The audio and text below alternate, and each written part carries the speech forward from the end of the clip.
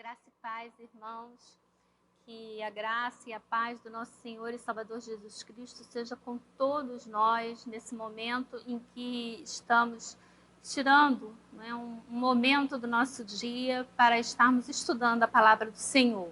Estamos estudando a carta de Paulo à igreja de Colossenses e hoje é a nossa 8ª aula e estaremos estudando os versículos do capítulo 2, os versículos de 16 a 23.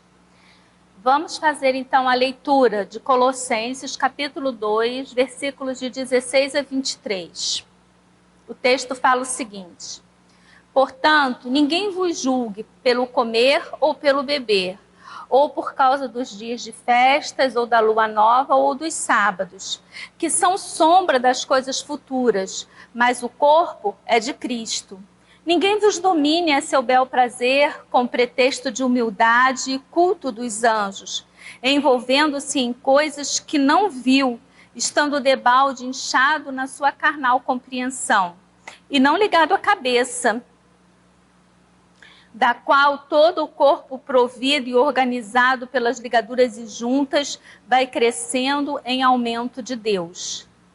Se, pois, estáis mortos com Cristo, quanto aos rudimentos do mundo, por que vos carregam ainda de ordenanças, como se vivesseis no mundo?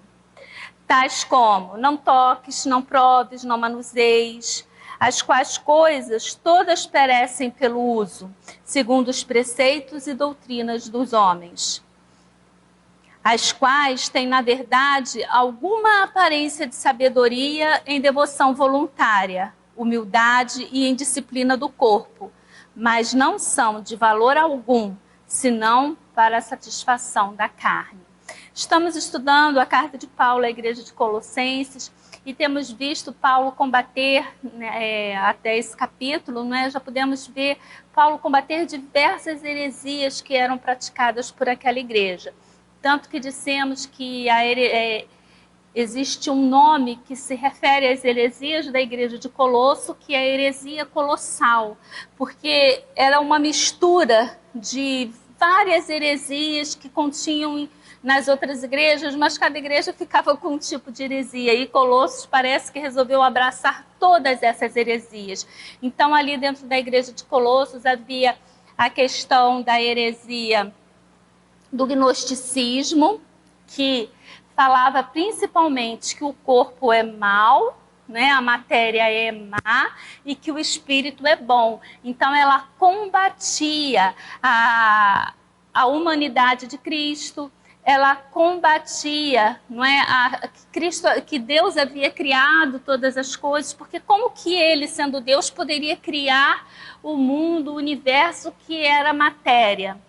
Então, eles iam trabalhando várias questões, mas a igreja também tinha ali as práticas judaizantes, os rudimentos, então ela queria trazer ali e manter na prática, no dia a dia daquela igreja ali, todas as práticas judaizantes, principalmente falamos na nossa última aula, questão sobre o que se podia e não se podia comer, a guarda dos sábados e a questão ali da circuncisão.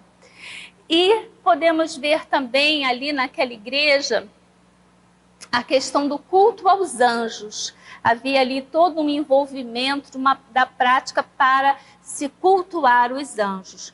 Então, viemos trabalhando essa carta e agora, quando nós chegamos aqui no capítulo 2, versículos de 16 a 23, a gente pode colocar como título para a nossa aula de hoje o retrocesso, porque Paulo ele vai justo trabalhar essa questão. Olha, vocês foram convertidos dentro do cristianismo, dentro de uma fé verdadeira, aprenderam que Cristo realmente é único e suficiente Salvador. Então, por que vocês estão se prendendo aos rudimentos do mundo? É justo aqui, não é o que o Paulo está falando no versículo 20, Se, pois, estáis mortos com Cristo, quanto aos rudimentos do mundo, por que vos carregam ainda de ordenanças como se vivesseis no mundo? Então, esse texto, essa aula que estaremos trabalhando hoje, ela poderia ter como título isso, o combate de Paulo ao retrocesso. E toda vez, gravem bem, toda vez que nós colocamos dentro da nossa prática religiosa regras, bases, que dizem o que podemos e o que não podemos fazer, nós diminuímos o sacrifício de Cristo na cruz do Calvário. Nós estaremos explicando melhor isso ao longo da nossa aula de hoje. Vamos estar orando, então, pedindo a Deus que esteja nos dirigindo e nos orientando no estudo que estaremos realizando nesse momento. Amado Deus, eterno Pai, glorificado seja o teu nome. Senhor, nós pedimos nesse momento a tua unção sobre a minha vida, para que eu possa estar aqui ministrando a tua palavra, ó Deus, com toda a responsabilidade, com a tua direção. Ó Pai, que aqui não seja dito nada por mim mesmo, mas que eu seja dirigida pelo teu Espírito para falar aquilo que o Senhor deseja, que nós estejamos aprendendo, aquilo que nós necessitamos nesse momento. Nós te agradecemos a vida do teu servo, o apóstolo Paulo, ó Deus, que de forma tão dedicada esteve ali escrevendo, ó Pai, essas cartas que nos deixam as doutrinas, e hoje estamos aqui estudando a respeito da doutrina de Cristo, ó Pai, essa carta tão cristocêntrica, que possamos aprender e possamos colocar tudo aquilo que está escrito aqui em prática no nosso dia a dia, ou seja, que Cristo seja o centro da nossa vida, o centro da nossa fé, a nossa esperança. São essas coisas que nós te pedimos e agradecemos em nome de Jesus. Amém. Então, irmãos, há uma doutrina aqui nessa carta que inclui toda espécie de prescrição, né? Há uma doutrina aqui nessa carta que combate toda espécie de prescrição, de restrição sobre o que se pode e não se pode comer e beber. Em outras palavras, ali naquela igreja estava havendo um retrocesso, um retorno a todas as leis judaicas, né, de mantimento, suas listas de coisas que eram puras, que eram impuras. Os gnósticos pensavam que toda matéria era essencialmente má. Então, se a matéria é má, o corpo também é mau. E se o corpo for mau, cabem duas conclusões opostas. Ou não interessa o que se faça com o corpo, porque dá no mesmo desfrutar e saciar os seus apetites, ou tratar os seus apetites com desprezo, porque se o corpo é mau, pode-se usar e abusar dele sem que faça diferença alguma na sua vida. E há o outro extremo, né, que é a conclusão oposta, que diz que se o corpo for mau, ele deve ser vencido, golpeado, reduzido à fome. Cada uma das necessidades deve ser ignorada e cada impulso encadeado. Então, essas duas conclusões extremistas, e esse é o grande problema que ronda as nossas igrejas, a grande questão do cristianismo. Nós mantermos o equilíbrio, você não tombar nem para uma conclusão e nem para outra. Aqui nós vimos que dentro do gnosticismo, já que a matéria é má, então pode-se partir para duas coisas.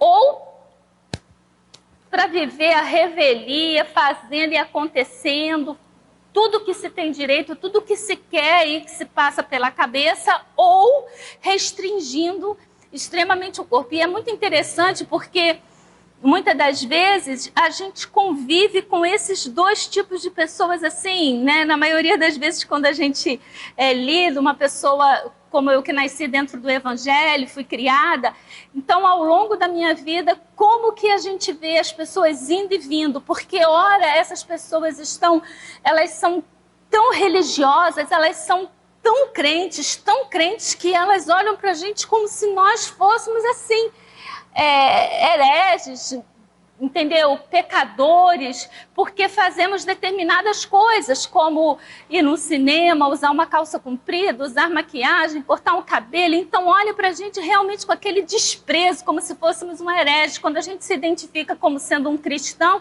perguntam, a que igreja você pertence? E aí nós dizemos, eu sou batista. E a pessoa já olha com aquele ar assim de superioridade, porque batista no conceito deles não é lá ser muito crente, justo porque não tem todas essas regras que a religião atual deles tem. E no decorrer da vida, vai lá, vem cá, você topa com essa pessoa e a pessoa está no mundo mesmo, na esbórnia, sem se pensar com nada, sem se deter com nada, nada segura aquela pessoa. Porque vive dentro dos extremos. E isso a gente via desde a prática do gnosticismo lá no primeiro século, na carta aqui aos Colossenses. Paulo já está combatendo isso. Paulo já vem ali combatendo. Olha, não se deixe, não é, que ninguém vos julgue. Não se ponha novamente embaixo aí dessas ordenanças, não é porque agora vocês estão em Cristo.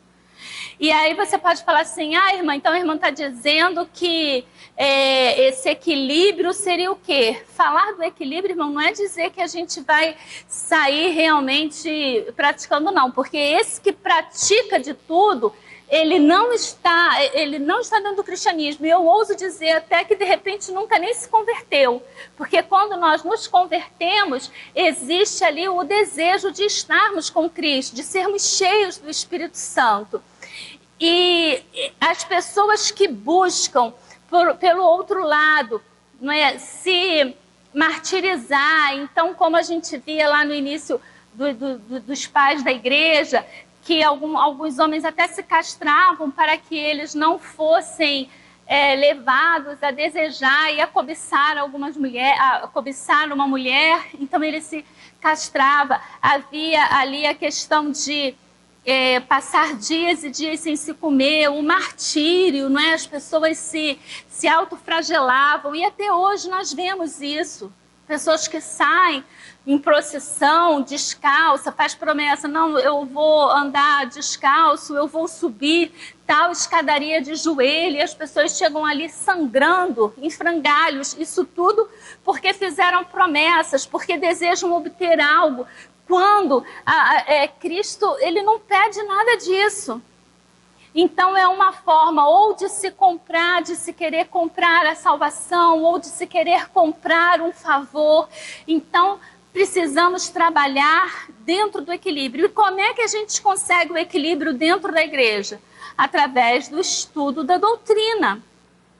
Algumas pessoas falam, a palavra mata e o Espírito vivifica. Quando Paulo está falando que a palavra mata e o Espírito vivifica, ele está falando com relação à lei, ao Velho Testamento, ao Antigo Testamento e à lei. Justo aqui o que ele está combatendo. Por que que você se você está morto com Cristo quanto aos rudimentos do mundo, por que vos carregam ainda as ordenanças? E tem um versículo também que nós estudamos na aula passada, quando ele diz que tudo isso, não é, os mandamentos, as ordenanças eram o quê?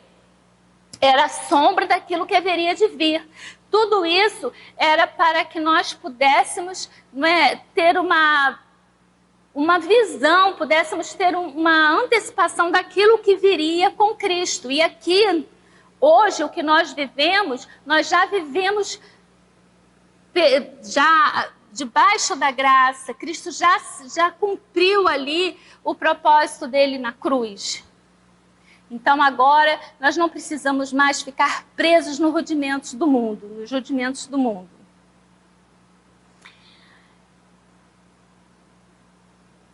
Então eu botei aqui que isso significa que o gnosticismo podia resultar quer numa imoralidade total, quer num ascetismo rígido. Paulo trata aqui com o ascetismo rígido, é o que nós estaremos estudando, que Paulo esteve aqui escrevendo sobre a questão do ascetismo rígido. E nós estaremos falando nesses dias a respeito disso e dessas heresias que até hoje ainda estão dentro de nossas igrejas. Não se relacione com aqueles que identificam a religião com as leis sobre o que se pode ou não se pode comer e beber. O próprio Jesus já havia dito que tanto faz o que o homem come e bebe. Lá em Mateus, capítulo 15, nós vamos ver esse texto. Vamos abrir lá ou acompanhe aí o texto que o Mateus estará projetando. Mateus 15, versículos de 10 a 20, ele vai dizer: E chamando a si a multidão, disse-lhes: Ouçam e entendam, Não é o que entra na boca que contamina o homem, mas o que sai da boca, isso é que contamina o homem. Então, chegando-se a ele, os seus discípulos disseram-lhe que os fariseus, ouvindo estas palavras, se escandalizavam. Ele, porém, respondendo, disse: toda planta que meu Pai Celestial não plantou será arrancada, deixai-os. São condutores de cegos. Ora, se um cego guiar outro cego, ambos cairão na cova. E Pedro então lhes disse: não declare esta palavra. E Jesus disse: ainda também vós estáis sem entendimento? Não compreendeis ainda que tudo que entra pela boca vai ao ventre e é lançado fora? Mas o que sai da boca procede do coração, e isto sim contamina o homem? Porque do coração procedem os maus pensamentos, homicídio, adultério, fornicação, furto, falsos testemunhos, blasfêmias. Estas coisas são as que contaminam o homem. Mas o comer com as mãos, sem lavar, isso não contamina o homem. Então Jesus já havia, falado, e agora Paulo vai usar um texto bem parecido para falar sobre o mesmo assunto. Vai praticamente ali dizer as mesmas palavras que Jesus, dizendo que o que contamina não é o que sai, não é o que entra pela boca, mas o que sai. Porque aquilo que sai, ele vai dizer ali que da boca procede, aquilo que está cheio o coração. A boca fala do que está cheio o coração. E ele diz que muitas das vezes dentro do nosso coração de dentro do nosso coração é que procedem os maus pensamentos, os homicídios, os adultérios, fornicações, furto, falso testemunho. Não é uma comida, não é o comer a carne de porco, deixar de comer a carne de porco. Não é um alimento que é impuro, que você comendo vai te fazer mal. Agora, aquilo que você fala, isso sim pode fazer muito mal, porque o alimento ele passa por um processo digestivo e o nosso organismo elimina. E já aquilo que a gente fala, não. Então Jesus ele havia dito, que tanto faz o que o homem come ou bebe. Pedro também tinha aprendido, ali em Atos 10 nós vemos o texto de Pedro, Deus chamando Pedro para ir até Cornélio, e nós vemos ali que em sonho Pedro está no terraço, e aí Pedro está com fome, e eles vê um lençol, com vários alimentos que Pedro considera impuro. E ali Deus diz para Pedro, ele ouve alguém falando para que ele comesse, ele diz: não, eu não vou comer, porque eu não posso me contaminar com essas coisas, com esses alimentos comuns, com esses alimentos impuros. E Deus vai dizer: Pedro, não faça comum, não faça impuro aquilo que Deus já santificou. Então Pedro também passa por essa lição. E Paulo vai usar uma frase quase crua, que repete com palavras diferentes o que Jesus tinha dito. Porque Paulo diz ali, que as coisas todas se destroem com o uso.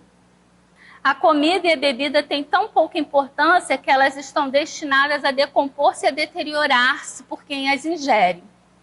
Os gnósticos, pois, queriam transformar a religião em questões de regras e prescrições sobre comidas e bebidas. Ainda existem aqueles que se preocupam mais pelas regras sobre comidas e bebidas do que com o amor do Evangelho. É óbvio, irmãos, que existem algumas coisas que nós precisamos. Às vezes nós deixamos de comer, às vezes deixamos de beber, às vezes deixamos de praticar determinadas coisas ou de estar em determinados lugares, porque a Bíblia vai nos dizer que todas as coisas nos são lícitas, mas nem todas as coisas nos convêm. E às vezes você estar praticando, estar em determinado lugar pode provocar pode causar escândalo. Então, se for motivo de causar escândalo o seu comportamento, mesmo você sabendo que Deus não te condena por aquela prática, o ideal é você não praticar. Porque para não servir de escândalo, não servir de oportunidade para o inimigo atrapalhar a obra. O versículo 16, ele começa dizendo: portanto, ninguém vos julgue pelo comer ou pelo beber, ou por causa dos dias de festas, ou da lua nova, ou dos sábados. E nós já batemos bastante nesse texto. Então, o que eu queria, né, falar nesse momento aqui, trazer para nós estarmos trabalhando nesse momento? Que a questão maior é uma problemática que nós temos que analisar dentro do nosso dia a dia. O que esse versículo fala para o nosso dia a dia? Será que hoje ainda nós praticamos coisas desse tipo? Será que ainda existe regra com relação a comer, a beber, a festividade de determinados dias? O espírito que faz do cristianismo questão de regras e prescrição ainda não morreu. Conclui-se: se os cristãos eram perfeitos em Cristo, ninguém podia assumir as condições de juízes, ninguém podia se colocar na posição de juiz, ou seja, que ninguém vos julgue.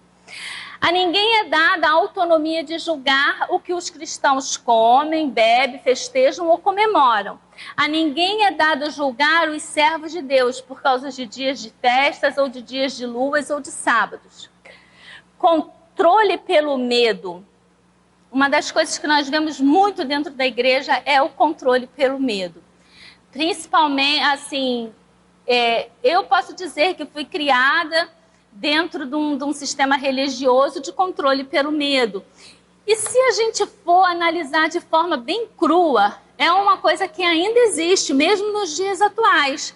Tipo, se você não der dízimo, você pode ser assaltado, você pode ser despedido, você vai deixar de receber bênçãos. Então a pessoa dá o dízimo não por amor à obra, não porque ela sinta ali, entenda a necessidade e a precisão. Por que é necessário dar o dízimo? Ela dá porque ela tem medo.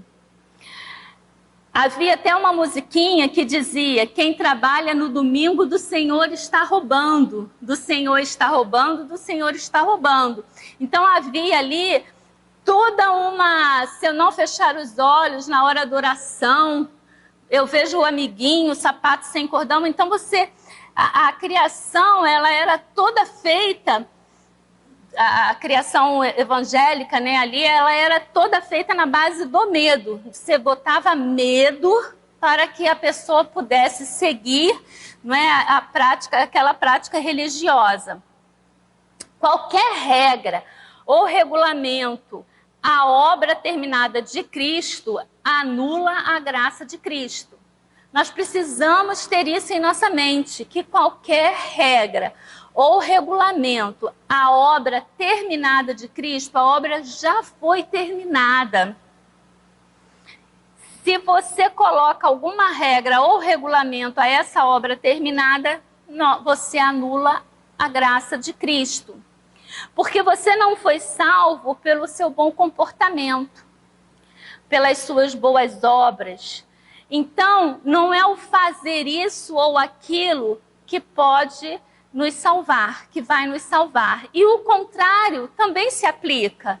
Não é pelo fato de você ter feito, não é pelo fato de você fazer que você vai deixar de ser salvo. Então você pode dizer: então como nada se aplica para que eu possa ser ou não ser salvo, então eu estou liberado para fazer aquilo que eu quiser e bem entender. Não. Se você pensa dessa forma, você tem que, inclusive, analisar, verificar se realmente você já teve um encontro com Cristo ou não.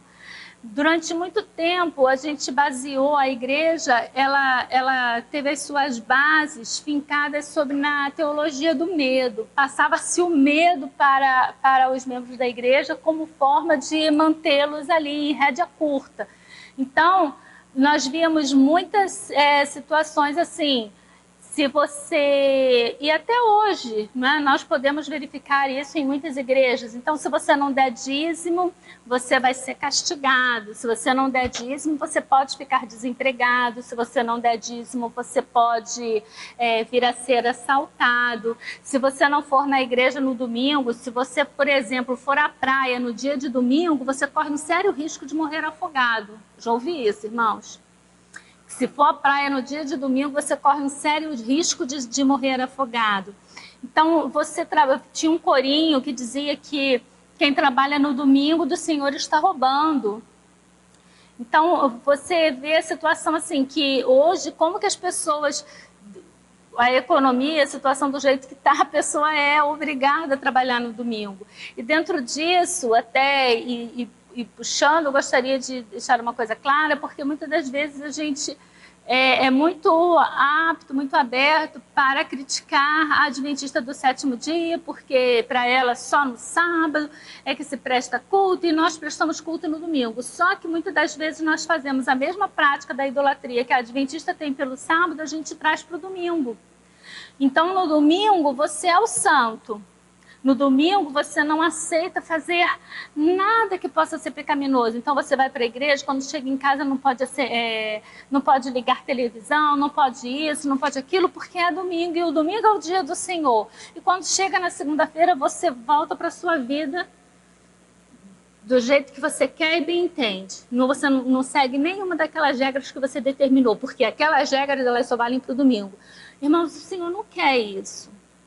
O Senhor quer adoradores que o adorem em espírito e em verdade, a todo tempo, não apenas no domingo, não apenas quando você vem à igreja. Então, quando nós analisamos os evangelhos, por exemplo, nós vemos que Jesus, ele adorava a Deus, ele fazia as suas práticas religiosas durante o seu dia a dia. Jesus falou com Nicodemos à noite. Jesus falou com a mulher samaritana no poço, meio-dia, enquanto ele aguardava os discípulos para comer.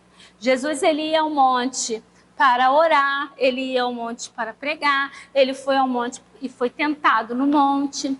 Então você vê que Jesus, em todo tempo, ele pregava quando ele estava caminhando. A gente vê ali o exemplo de Jesus com os discípulos de Emaús. Então, todo tempo, Jesus vivia a sua devoção a Deus, ele tinha a sua vida espiritual em tudo aquilo que ele fazia, e não apenas quando ia ao templo. E esse é o exemplo que ele nos deixou.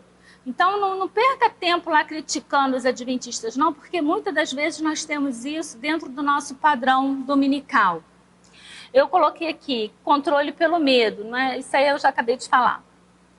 Mas eu gostaria de ler aqui, que qualquer regra ou regulamento à obra terminada de Cristo anula a graça de Cristo.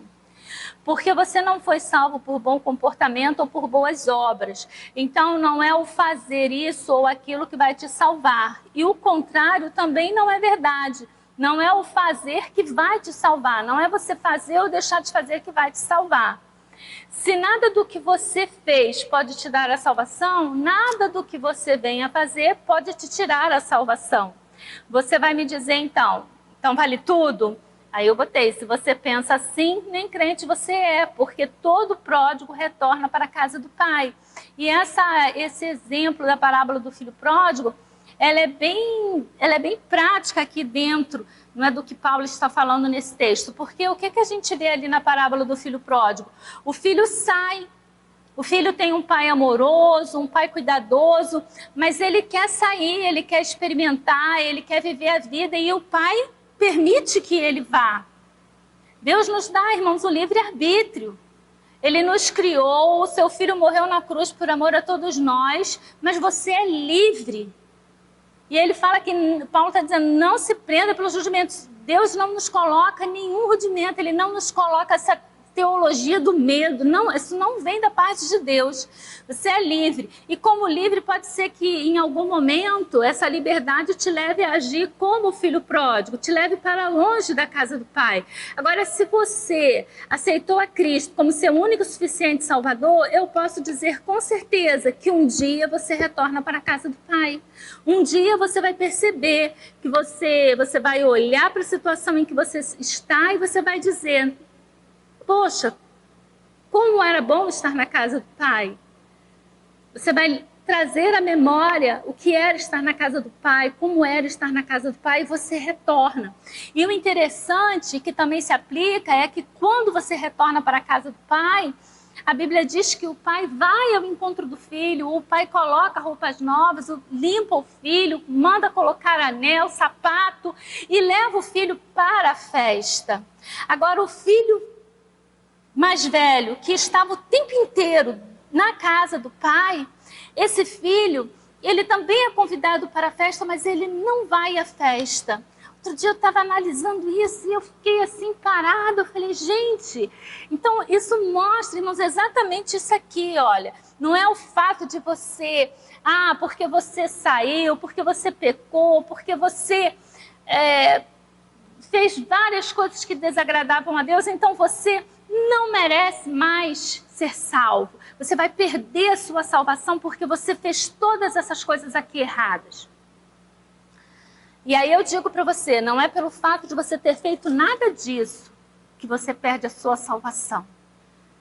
E não é pelo fato de você estar o tempo todo na casa do Pai, de você ser santo e consagrado ao Pai externamente apenas, que te garante a salvação. O que garante a salvação é nós termos a Cristo como nosso único e suficiente Salvador.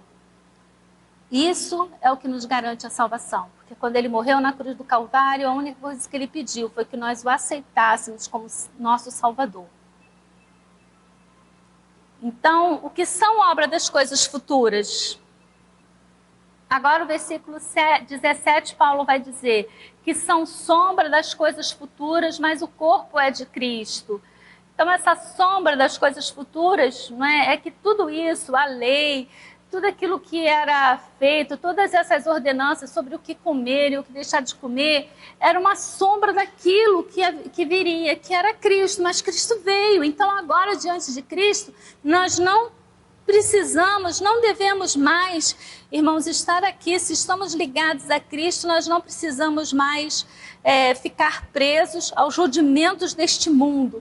Algumas aulas passadas eu falei a respeito disso, quando disse que muitas das vezes nós saímos do jugo do mundo e entramos no jugo da igreja. Então, aqui nesse versículo 17, equivale a dizer que a religião fundamentada em comer e beber certo tipo de mantimento, de abster-se de determinadas coisas, a religião fundada na observância do sábado e coisas afins é só uma sombra da religião verdadeira, porque a religião verdadeira é ter comunhão com Cristo.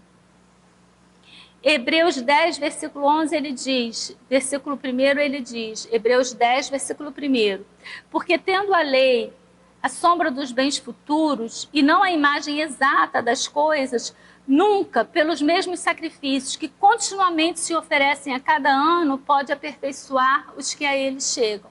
Ou seja, a lei, ela nunca vai chegar à perfeição que é Cristo. Os sacrifícios continuados e repetidos, eles não eram suficientes. Cristo foi o sacrifício único e verdadeiro. E agora não precisa mais vocês ficar presos aos rudimentos, ficar presos à lei. Os elementos que a lei apresenta são para cuidados do corpo, como comer, beber, festas, descansos, etc. Só que o corpo, a igreja, pertence a Cristo e segue-se que o corpo de Cristo é perfeito, pois ele tem cuidado de todos nós.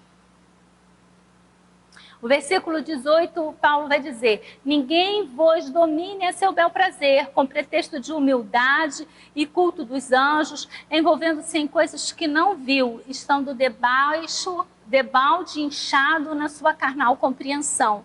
Então eu até peguei essa parte aqui, é seu bel prazer com pretexto de humildade, e dentro desse rigor que muitas das vezes nós vemos na igreja, eu trouxe hoje o exemplo da igreja Assembleia de Deus dos últimos dias, que ela é uma igreja muito focada no exterior. Então, as mulheres e o líder daquela igreja diz que ele recebeu essa orientação vinda do Espírito Santo, que as mulheres precisam usar aqueles vestidos, não é? Que é como se fosse um manto, um roupão que cobre todo o corpo. E essa roupa não pode ser com tecido fino, essa roupa não pode ser com tecido muito maleável, tem que ser com aquele tecido duro, rígido, de forma que ao andar aquele tecido não marque o corpo da mulher. Por baixo daquela roupa, a mulher precisa colocar, por cima das suas roupas íntimas, ela precisa ter ali um short ou uma bermuda, de forma a estar totalmente coberta. Irmãos, isso é uma coisa completamente fora do contexto espiritual. O Espírito Santo não ia dar orientação, ele não é estilista para estar ali orientando ninguém sobre como se vestir. A maldade, ela está na cabeça do homem. Não está no vestir. A maldade está dentro da cabeça de quem olha e que tem o desejo. E aí não importa a pessoa estar totalmente coberta ou só com o tornozelo do lado de fora.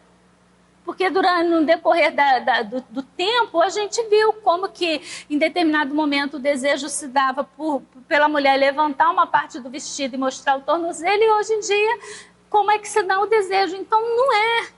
Até porque dentro da nossa cultura a gente vê algumas mulheres tão despidas, e é tão fácil ver uma mulher despida, que não tem mais ninguém que fique com essa preocupação de como será o corpo feminino, porque está aí exposto até demais. Mas ali dentro daquele conceito, a mulher tem que andar dessa forma. E ela não pode nunca vestir roupa estampada, não pode usar vermelho, não pode usar preto. Então a gente vê que é um rigor fundamentado na ideia de um determinado homem que criou aquela religião, e as pessoas estão se subjulgando aquilo, mas não tem nenhum contexto bíblico dentro disso. Igrejas em que se separa o assento dos homens e o assento das mulheres. Várias coisas que as pessoas trazem para dentro da igreja e que impõem como regra para as pessoas. E Paulo está dizendo, ninguém vos domine a seu bel prazer, com o pretexto de humildade. E ele acrescenta aqui o culto aos anjos, não é com o pretexto de humildade, o culto aos anjos, envolvendo-se em coisas que não viu. Se o irmão parar para analisar, o irmão vai verificar que todas as seitas e as heresias sempre partem do princípio de que alguém foi algo que não foi revelado a ninguém mais, foi revelado a uma determinada pessoa. Então a gente vê isso lá com John Smith, que foi revelado a respeito, o anjo apareceu e revelou a ele a respeito das doutrinas dos santos dos últimos dias, e aí surge a religião dos mormons. A gente vê ali no islamismo e dos mormons escrito tudo em egípcio, e ele faz a tradução, e aí é algo que se acrescenta à Bíblia, entende? A revelação é revelado a ele, é algo que a ninguém mais, não foi revelado aos apóstolos, não foi revelado aos profetas, e o próprio Cristo não falou e nem revelou quando esteve aqui, mas foi revelada a essa pessoa. Então, sempre que se parte, trata-se dessa maneira. E aí eu até trouxe aqui para os irmãos verificarem essa revista de Seitas e Heresias, escrita pelo nosso pastor, o pastor de nossa igreja, Jonanias Soares de Menezes. Nós não temos mais ela impressa, mas eu tenho ela em PDF, então o irmão que sentir o desejo e que não tem essa revistinha e quiser o conteúdo, me procure, mande aí no chat, né, dizendo que você deseja ter a revista em PDF, e manda o seu e-mail, que eu estarei no decorrer da semana enviando a revista para vocês. Porque justo ela vai falar sobre os mormons, os adventistas, testemunhas de Jeová, islamismo, sobre as teologias do triunfalismo, teologia da prosperidade, superstição, tudo isso tem aqui. Então vale a pena você ter para acrescentar o seu estudo sobre o livro de Colossenses. Vamos continuar.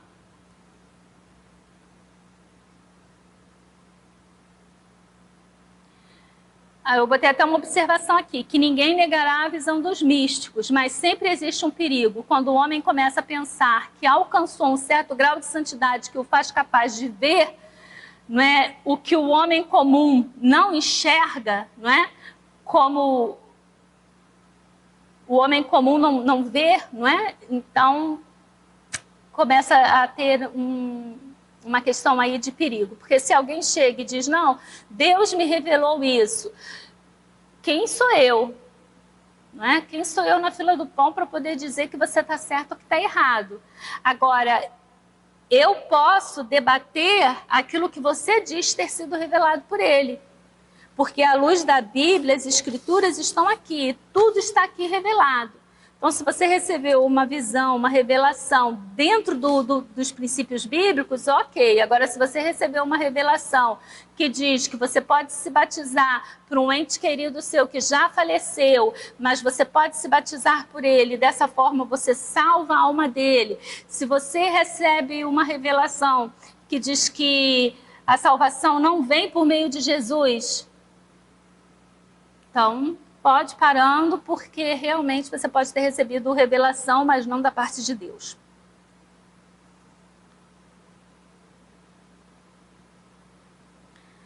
O versículo 19, ele fala, até esse versículo é bom ler completo, né? O versículo 18 diz, ninguém vos domine a seu bel prazer, com pretexto de humildade, culto dos anjos, e envolvendo-se em coisas que não viu, estando debalde inchado na sua carnal compreensão, e não ligado à cabeça, ou seja, que ninguém vos domine, não é que ninguém que esteja ligado à cabeça, que é Cristo, vos domine com heresias e vãs sutilezas, ok? Porque geralmente essas pessoas, irmãos, que praticam, que criam seitas e que são detentores das heresias, eles não estão debaixo do poderio de Cristo, não seguem a mente de Cristo, que é o cabeça da igreja. Cristo é o cabeça da igreja.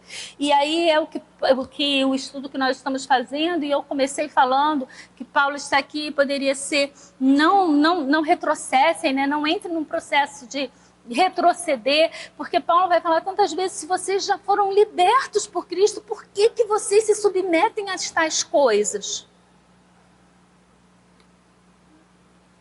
Aqui nesse versículo, né, e não ligado à cabeça, da qual todo o corpo provido e organizado pelas juntas e ligaduras vai crescendo em aumento de Deus, eu coloquei que aquele que está de posse de uma compreensão carnal não está ligado à cabeça, que é Cristo. De Cristo, todo o corpo cresce em aumento de Deus. Observe que o corpo de Cristo cresce, provido e organizado por juntas e ligaduras. Esta forma de ilustrar as verdades bíblicas é bem utilizada, não é, também na carta de Efésios. O versículo 20, Paulo vai dizer, se pois estáis mortos com Cristo, quanto aos rudimentos do mundo, por que vos carregam ainda de ordenanças, como se vivesseis no mundo? Tais como, não toques, não proves, não manuseis. Não é? Paulo chama os cristãos à responsabilidade. Se estamos mortos quanto ao rudimento do mundo, por que ainda nos submetemos a tais ordenanças? Se eles estavam se submetendo à lei, isso significava que ainda se comportavam como se vivessem no mundo. Por isso, eles tinham toda essa questão do que podia e do que não podia. E isso tudo, irmãos, muitas das vezes está ligado a essa questão de superioridade.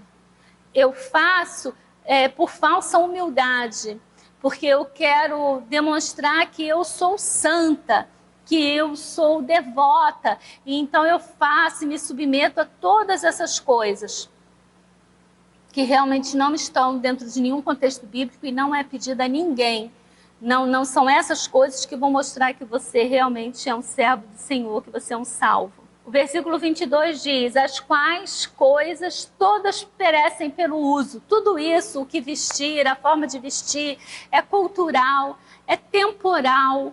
Isso tudo vai perecer. Então, hoje a gente não vê mais tanto isso, né? Principalmente dentro da denominação batista, mas a gente vê em algumas outras ainda essa questão. Mesmo a Assembleia de Deus, que era mais rígida, não essa que eu disse, a Assembleia de Deus dos últimos dias. Mas a Assembleia de Deus, ela também era rígida com relação a isso, não podia cortar o cabelo, não podia fazer uma unha, não podia se maquiar, não podia se depilar, havia todo um rigor do que vestir, como vestir, mas graças a Deus, eles já eliminaram muitas coisas. E nós, batistas, também tínhamos algumas dessas situações. E no passado, quantas pessoas, irmãos, foram excluídas porque ouviram uma rádio que não era evangélica, porque jogaram futebol, né? Porque eu lembro de uma senhora que ela foi excluída porque ela pagou o carnê do baú. Então, a gente vê assim, e aí ela foi sorteada lá no carnê do baú para ganhar uma Brasília. Mas ela não pôde pegar a Brasília, porque ela era uma pecadora, ela foi excluída, e não ficou com a Brasília, não ficou na igreja, não ficou nada, coitada. Então, a gente vê umas coisas assim que... É o que está aqui, ó. Todas essas coisas perecem. Hoje, graças a Deus, nós temos a mente mais aberta, mas se nós nos deixarmos levar, nós ainda ficaremos presos em muitos rudimentos. Nós precisamos realmente ter a mente de Cristo, olhar com o amor de Cristo. É difícil, porque nós somos talhados, somos preconceituosos, mas precisamos nos esforçar dia a dia para melhorarmos, para crescermos. E Paulo continua aqui. As quais têm, na verdade, alguma aparência de sabedoria em devoção voluntária, humilde, em disciplina do corpo, mas não são de valor algum, senão para a satisfação da carne. Todas essas coisas que parecem que dá tanta devoção à pessoa, na verdade, é pura e simplesmente para ela ter prazer. E se você observar, muitas das vezes essas pessoas que são muito rígidas, que são muito rigorosas com relação a não aceito isso, não aceito aquilo, é porque tem ali aquilo como sendo seu fraco. Então, ou Satanás utiliza esses pontos justo para atacar aquela pessoa e aí causar um escândalo. Então, nós precisamos realmente ser cuidadosos com relação a todas essas coisas. E eu anotei aqui para a gente encerrar. Diz que tudo isso constitui um retrocesso em direção de uma escravidão anticristã em vez de liberdade cristã. E que de toda maneira não liberta os homens dos apetites carnais, só o mantém dominado. A liberdade cristã não provém da repressão dos desejos mediante regra e prescrição, mas sim da morte aos desejos maus e o ressurgimento de desejos bons, porque Cristo está no cristão e o cristão em Cristo. As regras e as doutrinas dos homens possuem aparência, mas não são efetivas para o que se pretende. Parece sabedoria, apresenta uma devoção voluntária, aparenta humildade, parece que o homem está disciplinando o corpo, mas todas estas coisas só conseguem satisfazer a carne e o próprio ego. Que o Senhor possa estar nos abençoando e que Ele esteja completando dentro desse estudo aquilo que eu não fui capaz de trazer para os irmãos. Amém.